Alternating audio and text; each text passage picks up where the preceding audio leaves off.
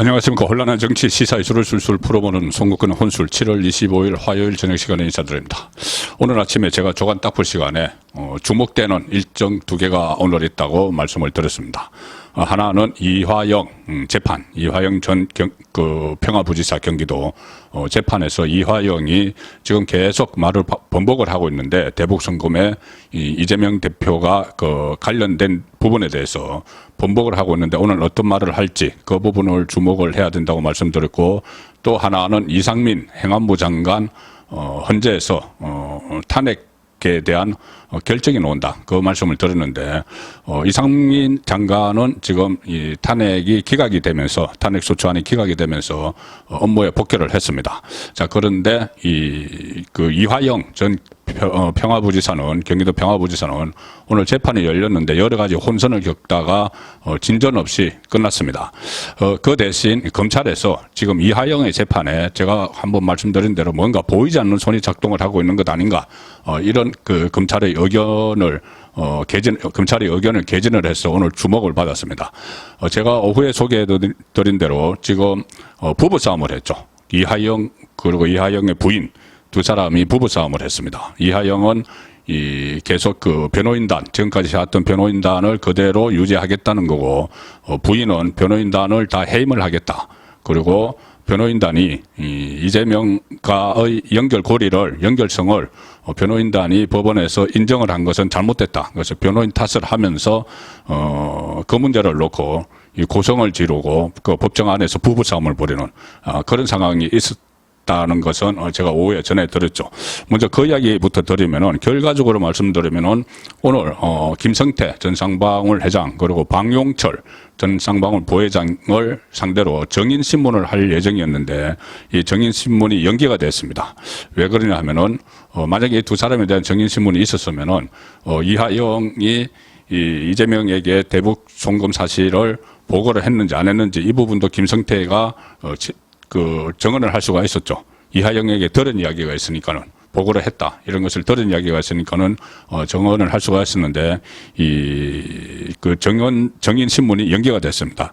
왜냐하면 이화영의 변호인이 출석을 하지 않았기 때문에, 그러니까 변호인 입장에서는 부인은, 이화영의 부인은 해임한다 그러는데 이화영은 해임 아니다 이러는 상황에서 출석을 하기가 껄끄러웠겠죠. 그래서 이화영의 변호인이 출석을 하지 않아서 오늘 재판은 진전 없이 오후 2시에 다시 속개를 했다가 종료가 됐습니다. 대신 검찰이 상당히 작심 발언을 토로를 했습니다. 최근에 이화영 재판이 얼룩지고 있는 데 대해서 이런 이야기를 했습니다. 검찰은 외부 세력에 의한 재판 독립성의 훼손이 우려된다. 자, 외부 세력이라고 표현을 했는데 정치권을 이야기하는 거죠. 더 구체적으로는 이재명을 이야기하는 거죠.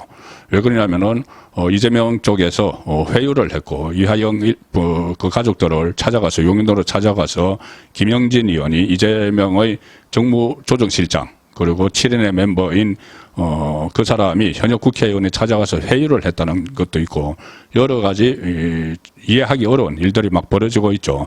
자, 그것을 이야기하는 겁니다. 검찰 외부 세력에 의한 재판 독립성 훼손 우려가 있다. 그리고 일단 변호인이 끝내 출석하지 않은 문제가 있고, 검찰은 이렇게 이야기합니다. 수사 기록이 외부에 유출된다거나 정인 신문 녹취록이 SNS에 게시가 되고 변호인이 갑자기 불출석하는 등 이런 일들은 과거에 수많은 재판에서 경험할 수 없었던 일이 지금 자꾸 일어나고 있다. 그러니까 좀 재판장에게 질서를 좀 잡아달라는 이야기를 합니다. 수사 기록이 외부에 유출되고 정인신문 녹취록이 SNS에 게시가 되고 이런 것은 지금 현근택 변호사죠. 민주당 소속입니다. 현근택이 이 수사 기록을 이재명 측에 흘렸다. 그래서 검찰 조사를 받고 있는 그런 상황이죠. 그리고 여러 가지 부인이 갑자기 무슨 탄원서를 내는데, 탄원서를 내는 것이 검찰에 내는 것이 아니고, 검찰이나 법원에 내는 것이 아니고 민주당에 내고, 민주당이 그것을 공개를 하고 또 갑자기 진술을 했던, 자백을 했던 피고인 이화영이 갑자기 그것을 부인하는 옥중 편지를 내고, 자, 이런 부분들에 대해서 검찰은 외부 세력에 의한 재판 독립성 훼손 이렇게 표현을 했습니다. 그 외부 세력은 그도 말씀드리지만 이재명이죠.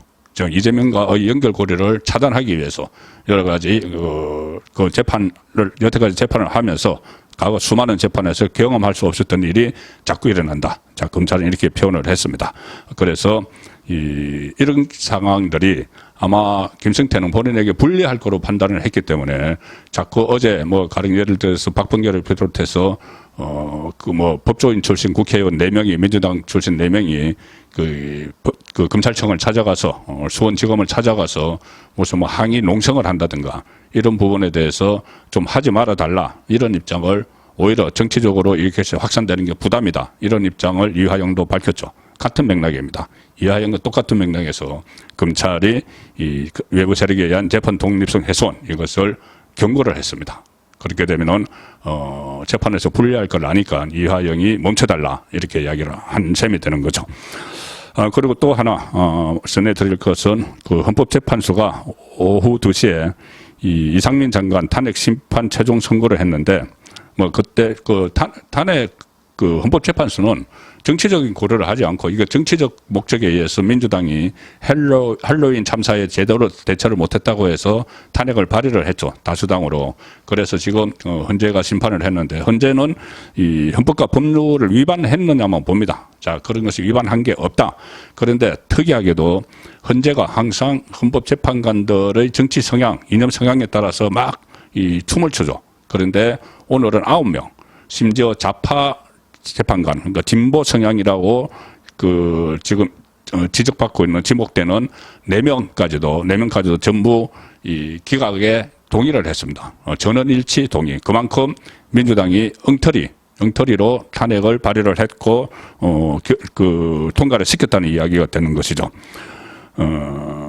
그 여러 가지 이유가 있는데 어쨌든 주체자 없는 축제의 안전관리 및 매뉴얼이 명확하게 마련되지 않았다. 뭐 이런 겁니다. 그래서 매뉴얼이 없는데 어떻게 장관으로서 수행할 그런 그 업무가 있는 것이 아니게 되는 그런 셈이죠. 그래서 결론적으로는 헌법과 법률을 위반한 것이 없다.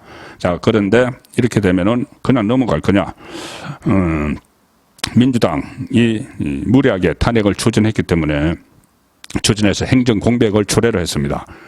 특히 이 행안부는 지금 수해가 엄청난 피해를 입었는데 수해 복구를 이 지자체들을 도와서 같이 진두지휘해야 되는 그런 부서인데 장관 없이 지금 수해 복구를 하다가 오늘 167일 만에 다시 업무에 복귀를 한 이상민 장관은 바로 충남 청양군에 있는 그 수해 피해 현장으로 달려갔고 중앙재난안전상황실에서 근무를 하고 있습니다.